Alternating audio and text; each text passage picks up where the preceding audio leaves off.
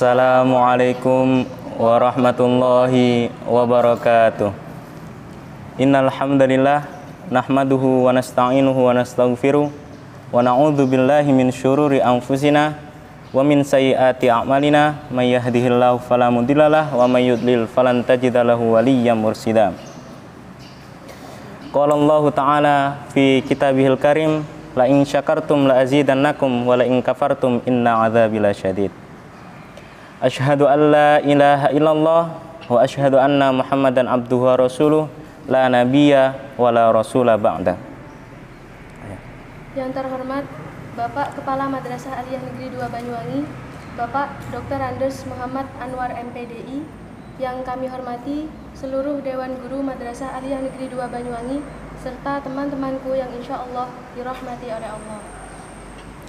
Pertama-tama marilah kita panjatkan puja dan puji syukur kita kehadirat Allah Subhanahu wa taala yang telah memberikan nikmat serta hidayahnya sehingga kita bisa berkumpul di majelis virtual pagi hari ini dengan keadaan sehat walafiat.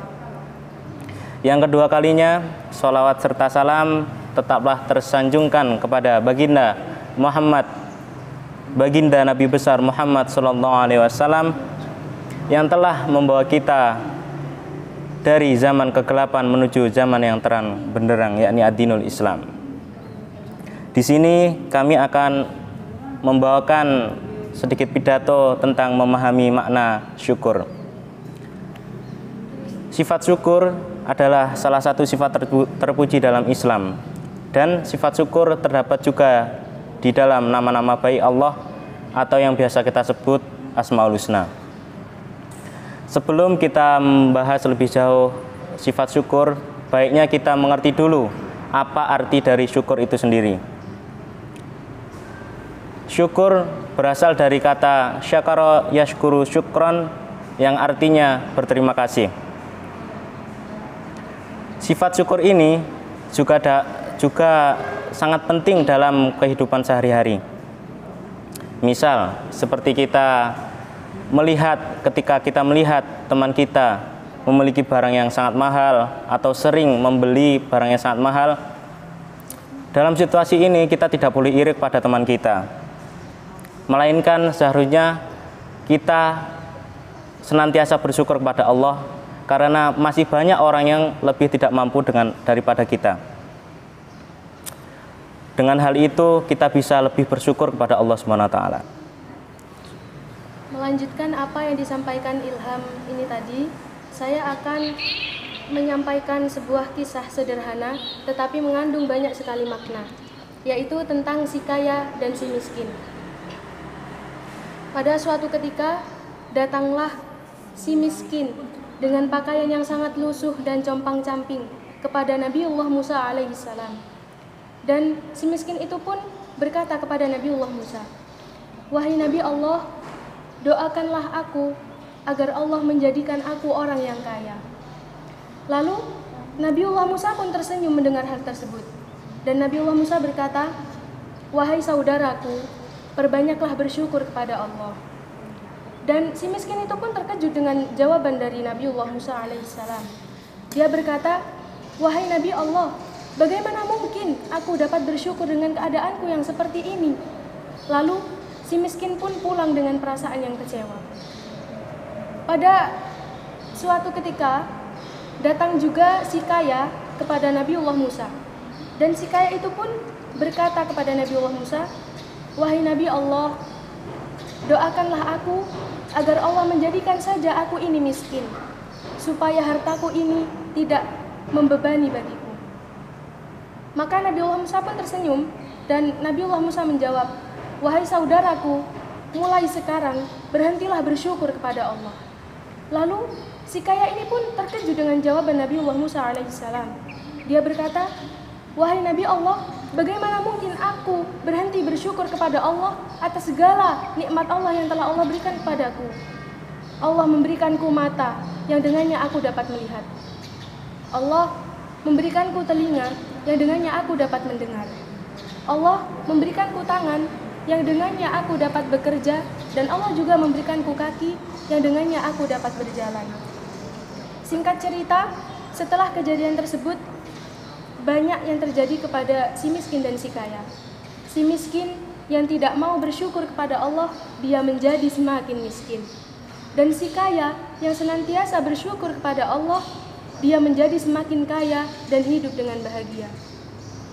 Teman-temanku yang insya Allah dirahmati oleh Allah, dengan adanya cerita ini, kita dapat mengambil banyak sekali hikmah.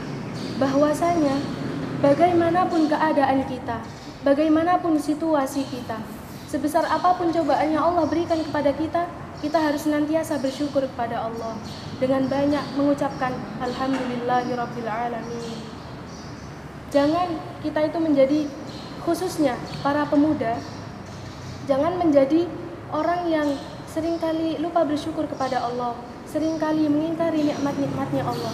Karena dengan kita mensyukuri nikmatnya Allah, maka Allah insya Allah akan menambahkan nikmatnya kepada kita.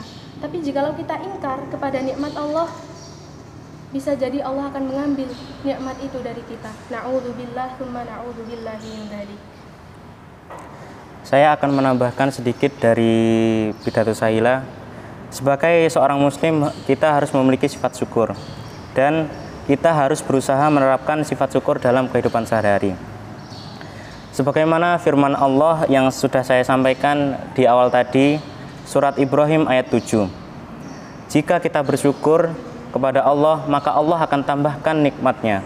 Dan jika kita tidak bersyukur, maka sungguh azab Allah sangat pedih bagi orang-orang yang kufur nikmat. Mungkin itu saja dari kami. Sebelum kami tutup, mari bersama-sama kita bersolawat kepada Nabi Muhammad SAW.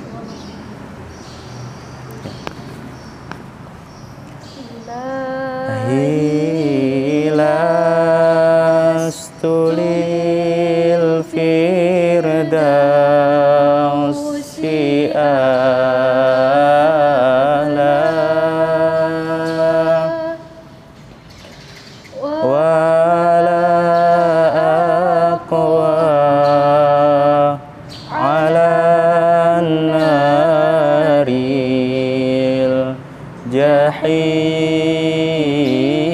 jahimin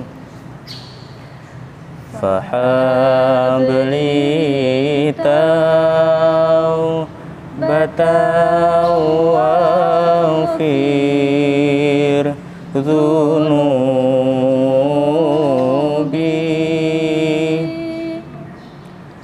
fa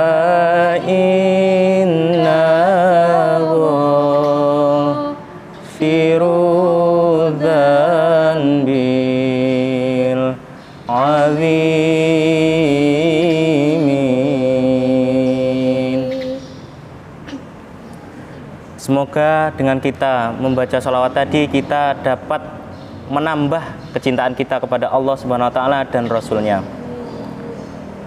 Mungkin itu saja dari kami.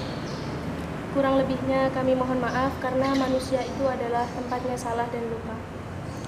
Wallahu muwaffiq ila aqwamit thoriq. Wassalamualaikum warahmatullahi wabarakatuh.